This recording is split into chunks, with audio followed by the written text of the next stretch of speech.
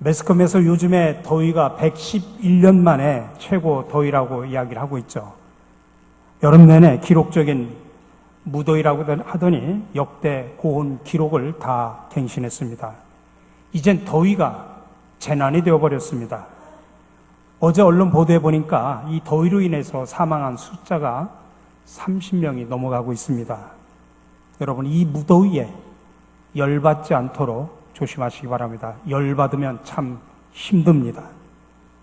여러분, 우리나라 사람들을 열받게 하는 몇 가지 방법이 있다고 합니다. 첫 번째로 라면을 먹을 때 김치를 안 주면 열받는다고 합니다. 두 번째, 인터넷 속도를 100메가바이트로 줄입니다. 또 식후에 커피를 못 마시게 하고 열차나 버스가 완전히 정차한 후에 자리에서 일어나게 하도 열받는다고 합니다. 삼겹살에 소주를 못 먹게 해도 열받고 요것도 먹을 때 뚜껑을 핥지 못하게 해도 열받는답니다.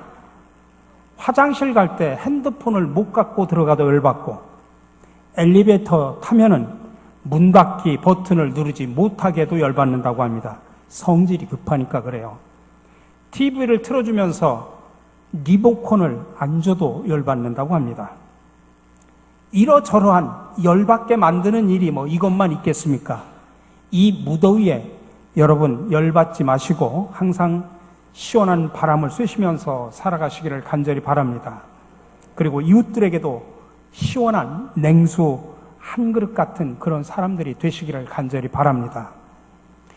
저는 오늘 제가 이 본문 말씀을 가지고 매년 제가 이 말씀을 가지고 여름에 한철 제가 이 말씀을 가지고 여러분들에게 드립니다. 지난해 했던 거 또 해도 여러분들 모르십니다. 물론 또 하진 않지만 이 본문을 제가 요때쯤 되면 덥고 열받을 때쯤이면 제가 한 번씩 말씀을 드립니다.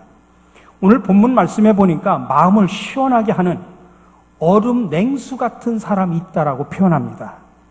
이 무더운 여름에 시원한 얼음 냉수 한번 떠오르면 얼마나 기분이 시원해집니까? 아마 요즘 시대는 이 말이 그렇게 가슴에 확 와닿지는 않을 겁니다. 여러분, 시원한 얼음 냉수 얼마나 귀한지 요즘에는 그 소중함을 모르고 살아가고 있죠. 냉장고 문만 열으면 얼음이 있고 시원한 물이 있기 때문에 그렇습니다.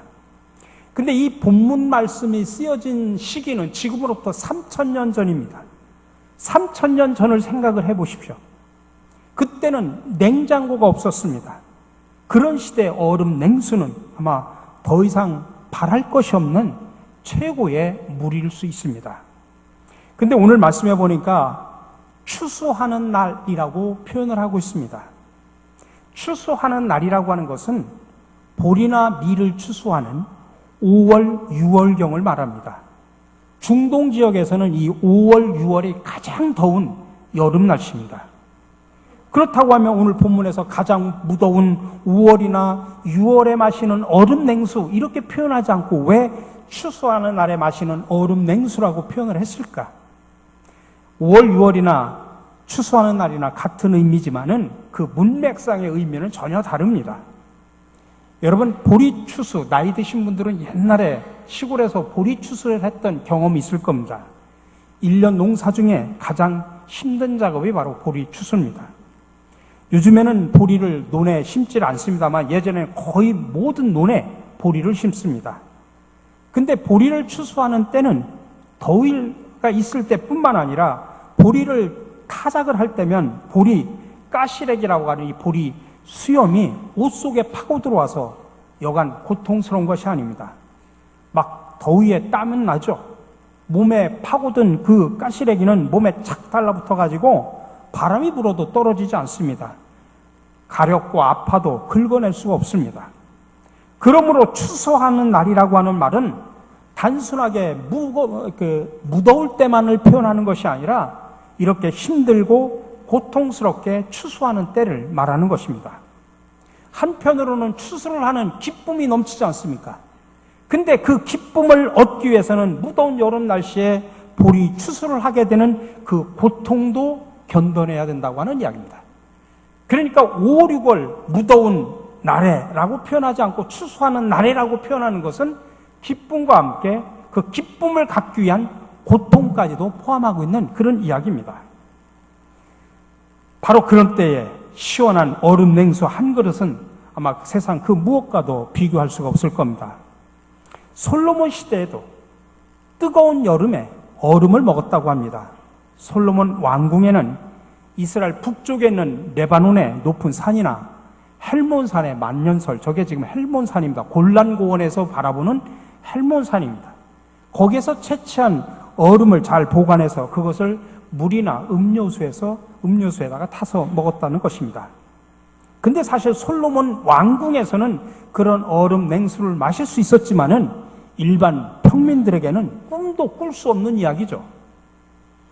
오늘 본문에서 솔로몬은 바로 그 무더운 여름에 먹는 시원한 얼음 냉수 이야기를 끄집어내면서 그것을 사람에다가 지금 비유를 하고 있는 겁니다.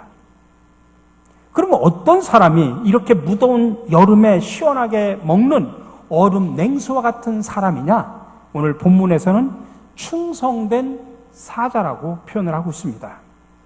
여기서 말하는 사자는 왕의 명령을 받고 왕을 대신해서 다른 나라에 가서 외교 문제를 해결하는 사람입니다. 요즘에도 대통령이 어떤 외교적인 문제가 있을 때 특사를 파견하지 않습니까? 대통령 특사, 그런 의미입니다. 그래서 중요한 국가적인 문제가 있을 때 왕을 대신해서 외교적인 문제를 해결하기 위해서 파송받은 사람이 바로 사자입니다. 그 사자에게 요구되는 가장 중요한 것이 뭐냐? 충성심이라고 하는 것입니다. 자신을 파송한 왕을 위한 충성된 마음이 없이는 결코 주어진 일을 감당할 수 없기 때문입니다. 이제 왕은 사자를 파송해놓고 노심초사합니다. 보냈는데 문제가 잘 풀릴까? 혹시 더 큰 어려움은 발생하진 않을까? 그렇게 가슴을 졸이고 기다리는 중에 왕에게 파견됐던 그 사자가 돌아와서 왕이여, 모든 문제가 다 잘 풀렸습니다. 그렇게 보고를 한다고 하면 그 말 한마디는 왕에게는 정말 추수한 때 마신 시원한 냉수 한 그릇과 같은 그런 말입니다. 오늘 저와 여러분들도 하나님의 사자로 세상에 파송받은 사자임을 믿으시기 바랍니다. 그러므로 우리는 우리의 각자의 삶의 자리 속에서 하나님의 충성된 일꾼으로 살아가야 됩니다. 그래야 우리는 하나님께 시원한 냉수 같은 사람이 될 수 있다는 이야기입니다. 자, 그렇다면 충성된 사람, 그래서 시원한 냉수 같은 사람은 누구일까? 오늘 세 가지로 말할 수 있습니다. 첫 번째는 시원한 냉수 같은 사람은 헌신하는 사람입니다. 여러분, 이 충성이라는 말 속에는 생명을 드리기까지 헌신한다라고 하는 그 의미가 담겨져 있습니다. 그래서 요한계시록 2장 10절에서 주님은 이렇게 말씀하십니다. 내가 죽도록 충성하라. 그리하면 내가 생명의 면류관을 내게 주리라. 생명을 드리기까지 하나님께 충성하는 자에게는 그가 드린 그 생명의 대가로 주님께서 생명의 면류관을 주시겠다고 하는 그런 약속의 말씀입니다. 그렇습니다. 이 충성된 사자는 그 주인을 위해서 생명을 기꺼이 드리는 사람입니다. 여러분, 스위스 사람들은 충성스럽기로 소문난 민족입니다. 면적은 우리나라의 절반도 되지 않고 인구는 상당히 1000만 명도 안 됩니다. 근데 스위스는 우리나라의 2배 이상의 부자입니다. 잘 사는 나라입니다. 근데 스위스 하면 여러분들 생각나는 것들이 많이 있지만 그 가운데 하나가 로마 가면 교황청, 바티칸의 교황청이 있는데 그 교황청의 방위와 경비를 맡고 있는 군대가 전부 스위스 군대입니다. 로마 교황청이 있는 바티칸 방위를 스위스 군대가 맡게 된 이유가 있습니다. 이 스위스가 나라가 옛날에 어려울 때 스위스는 용병을 외국으로 보내가지고 돈을 벌어오게 합니다. 그래서 어떤 경우에는 역사적으로 실제 그런 경우가 있었다고 합니다. A라고 하는 나라와 B라고 하는 나라가 서로 전쟁을 벌이고 있는데 스위스에서는 용병을 아버지는 A 나라로 파송을 하고 아들은 B 나라로 파송을 합니다. 그리고 A, B 나라가 서로 싸우다 보면 아버지와 자식이 싸우기도 했다고 합니다. 실제 스위스 역사 속에 가보면 그런 것들이 있습니다. 그만큼 용병들을 다른 나라에 파송해서 돈을 벌었다는 이야기입니다. 프랑스 대혁명 당시에 루이 16세 호위병은 프랑스 병사들 뿐만 아니라 이 스위스 용병 768명을 비롯한 외국 용병들이 함께 구성되어 있었다고 합니다.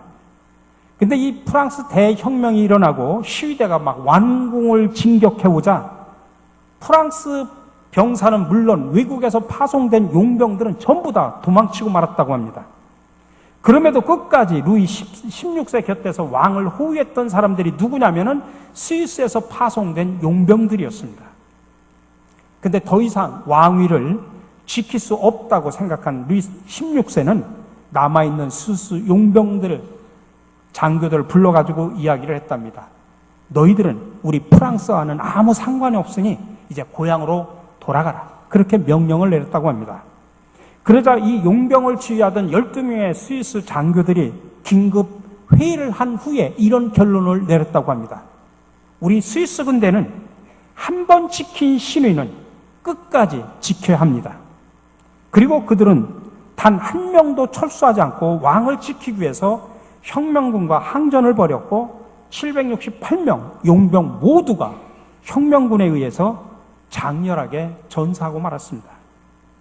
이런 스위스 군대의 그 충성심을 높이 사가지고 바티칸에서는 지금도 스위스 군대가 그 방위를 맡고 있는 것입니다. 스위스 군대는 자기들에게 맡겨진 일에 대해서는 목숨을 걸고 신의를 지켜준다고 그렇게 인정을 받았기 때문입니다. 여러분, 이게 바로 충성이라는 이야기입니다. 내 생명을 걸고서 약속한 것을 끝까지 지키는 것입니다. 내가 손해를 본다고 할지라도 그 약속을 저버리지 않습니다. 우리가 하나님께 충성된 사람이 된다고 하는 것도 마찬가지입니다. 우리가 하나님께서 우리에게 맡겨주신 사명을 감당할 때 사실 때로는 손해도 봅니다. 뜻하지 않는 어려움을 겪을 수도 있습니다. 때로는 주위 사람들의 말 때문에 실족할 수도 있습니다. 아니, 때로는 목숨을 내놓아야 할 만큼 큰 시련을 겪을 수도 있습니다. 그럴지라도 하나님과의 약속을 기억하면서 하나님과의 신뢰를 끝까지 지켜야 됩니다. 그게 바로 충성된 사자의 모습입니다. 여러분, 그게 교회 안에서 맡겨진 사명만을 이야기하는 것이 아닙니다. 하나님이 세상 속에서 흩어져서 살아가는 우리의 각자의 삶의 자리 속에서 우리에게 주어진 사명의 자리가 있습니다. 교회에서도 가정에서도 있지만은 세상에 흩어져서 여러분들 가정이나 직장이나 사업장 속에서 나에게 맡겨진 사명들이 있습니다. 어느 자리에 있든지 간에 우리 각자의 삶의 자리 속에서 헌신으로 충성해야 됩니다. 그래야 우리가 하나님으로부터 그리고 나와 관계된 주변의 많은 사람들에게 시원한 냉수 같은 사람이 되는 것입니다. 이런 사람이 되시기를 주님의 이름으로 간절히 축원합니다. 두 번째로 시원한 냉수 같은 사람은 신실한 사람입니다. 이 충성이라는 말의 헬라어 원어는 피스티스라고 표현합니다. 이 말 속에는 신실함이라는 말이 담겨져 있습니다. 또 믿는 자라는 뜻입니다. 그러니까 우리가 신앙인을 가리켜서 믿는 사람이라고 표현하는데 믿는 사람이라는 말의 뜻이 뭐냐? 물론 예수님을 내 인생의 주인으로 구세주로 믿겠다고 고백하는 사람인과 동시에 더 근본적인 뜻은 하나님 앞에 신실한 사람이라는 뜻입니다. 우리가 세상 사람들에게 저 사람들은 참 믿는 사람들이야, 그런 자부심을 갖기 위해서는 신실한 삶을 살아야 됩니다. 하나님과 세상 사람들로부터 저 사람은 참 신실한 사람이야, 한 번 한 약속은 내가 손해를 보더라도 반드시 지키고 시간 약속과 같은 사소한 것처럼 보이는 일까지도 잘 지켜야 됩니다. 사람들이 나를 보면서 참 저 사람은 믿을만해, 저 사람은 신실한 사람이야, 그 소리를 들을 수 있어야 믿는 자라 이 소리입니다. 우리는 교회를 다니지만 교회 다니는 사람은 많습니다.